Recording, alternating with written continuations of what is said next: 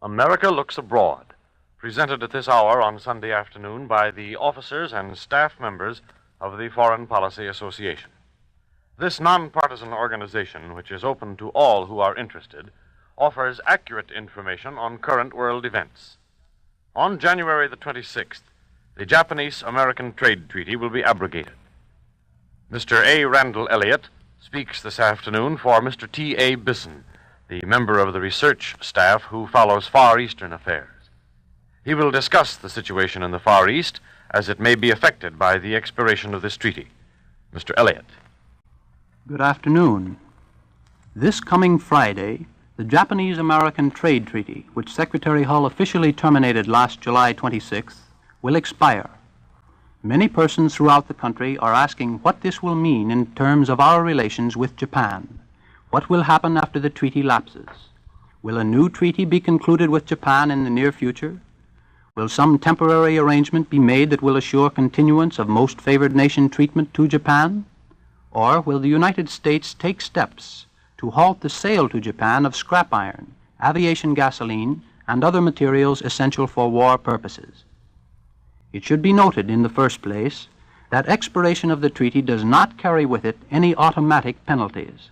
For a period of several years not so long ago, this country had no trade treaty with France, but normal commercial relations were maintained under the ordinary provisions of domestic and international law. Abrogation of the Japanese-American Trade Treaty, therefore, does not mean that the United States has started economic discrimination against Japan. It will not automatically raise tariffs on imports from Japan. It will not automatically restrict the export of American goods to Japan. It will not cause any change in the treatment accorded Japanese subjects in the United States or Japanese ships coming into our ports. It does mean that the United States has taken an important preparatory step looking toward any or all of these actions. By abrogating the trade treaty, the United States has achieved a position under international law from which it can take measures designed to halt Japan's violation of American treaty rights. In order to institute such measures, however, affirmative action would have to be taken by President Roosevelt or Congress.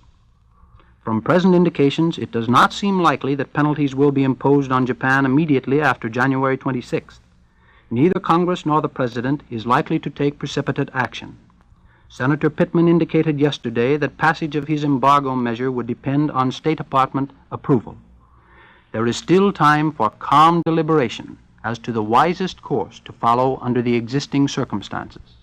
The national debate which has been proceeding over this question with growing intensity during the past year or so will undoubtedly continue. It should be carried on with an even keener sense of responsibility, owing to the fact that the time for a decision one way or another has moved appreciably closer.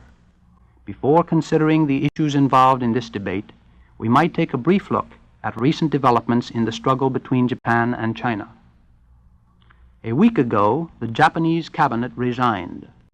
It had held office for only 4.5 months. What lay behind this change of government? The new Prime Minister, Admiral Yonai, is known as a moderate, and one of his chief aims is to adjust relations with the United States. But the former Premier, General Abe, was also a moderate, and took office with the same announced purposes. The new cabinet, in fact, has not changed the foreign policies of the old government at all. Japan has given up none of its basic claims in China. Admiral Yonai officially declares that the national policy has been immutably fixed. Its goal, he says, is establishment of the new order in East Asia. From this standpoint, he will seek to readjust relations with foreign powers. Then why did General Abe's cabinet resign? The actual reasons are of an internal character. After 30 months of war, shortages of necessities and the rise in living costs began to present serious difficulties. Last fall, a crisis developed over a rice shortage caused by crop failure in Korea and reduced yields in Japan. Extensive hoarding of rice occurred, and black market selling above the official price went on. In its handling of this situation, the cabinet committed a blunder. It had stated that the official price would not be increased.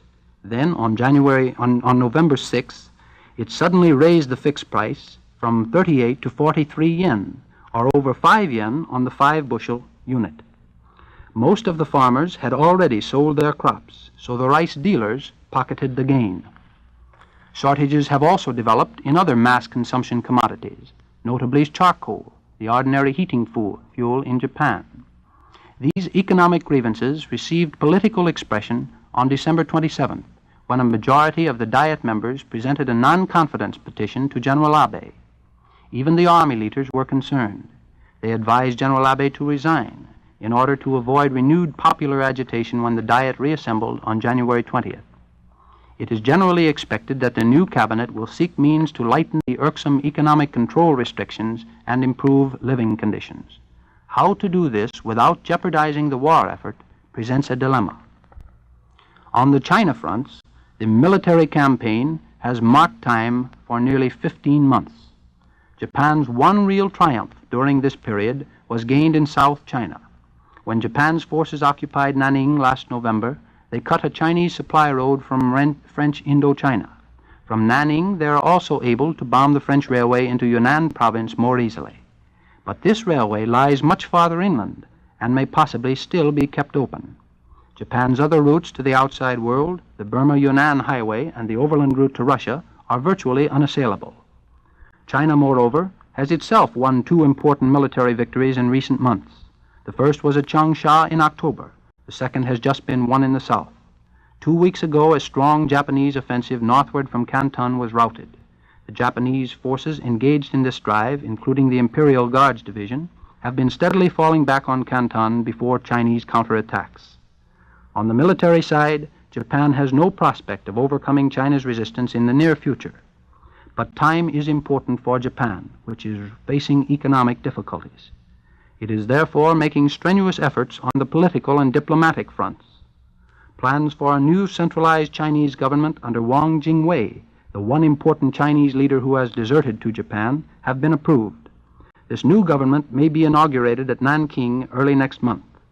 It provides the thinnest screen for what is in fact Japanese control and domination. It could not exist for a week in China if the Japanese forces of occupation were withdrawn. But it serves a real purpose for Japan.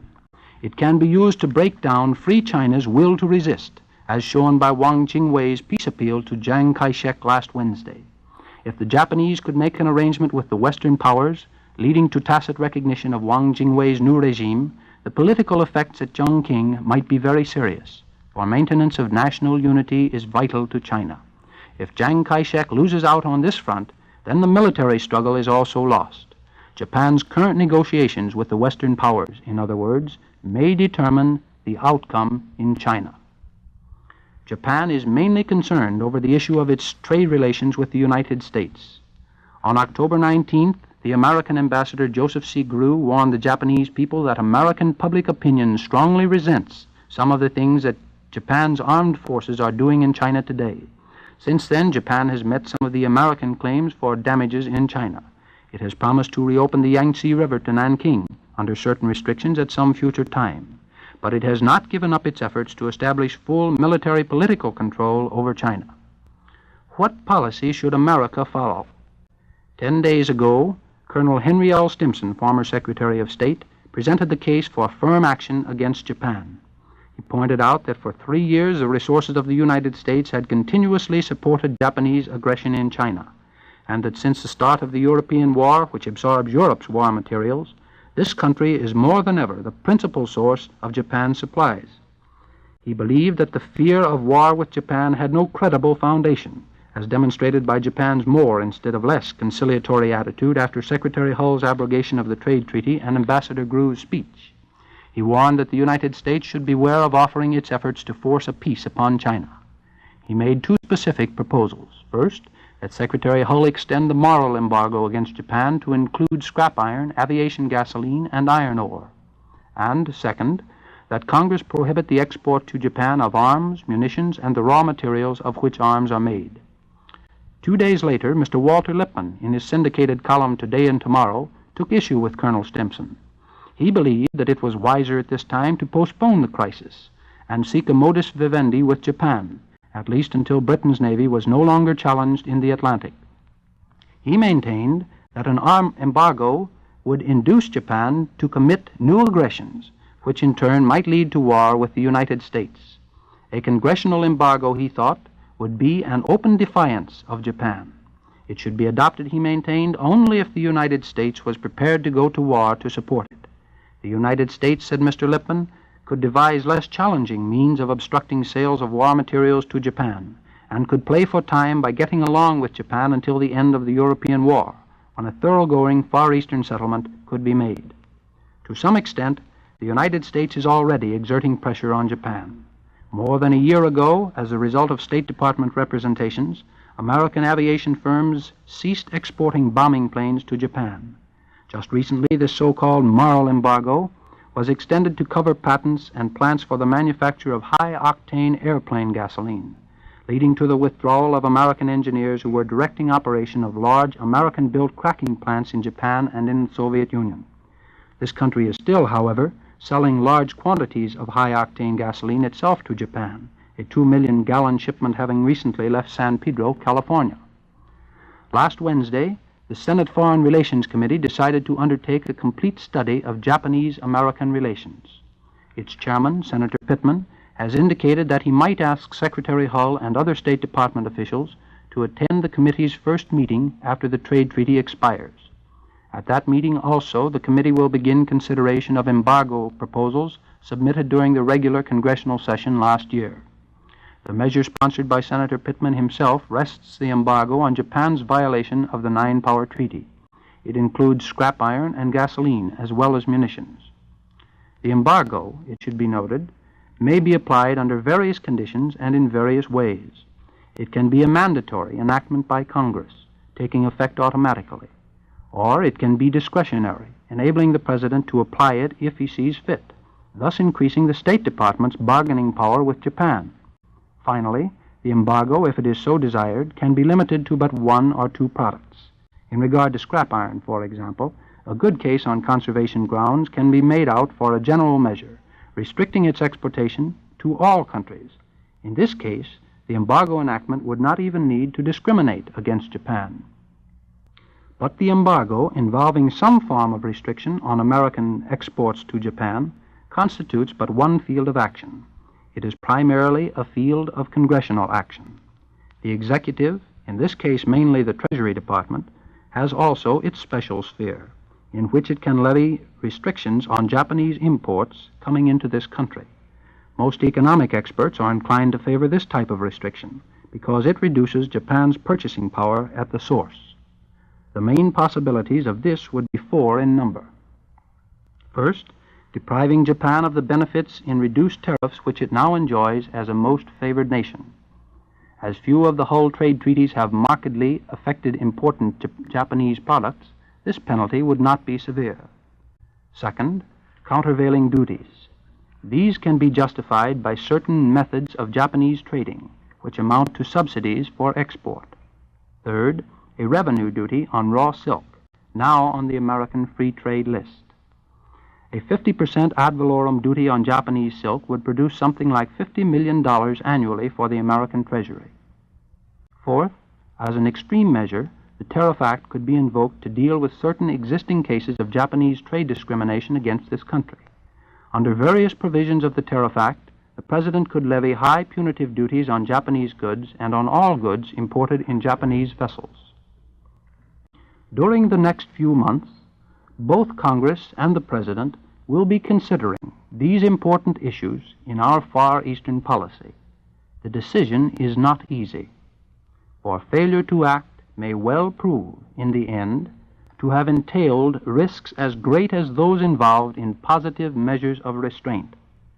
The problem is also one for the American people, on which they must render their judgment.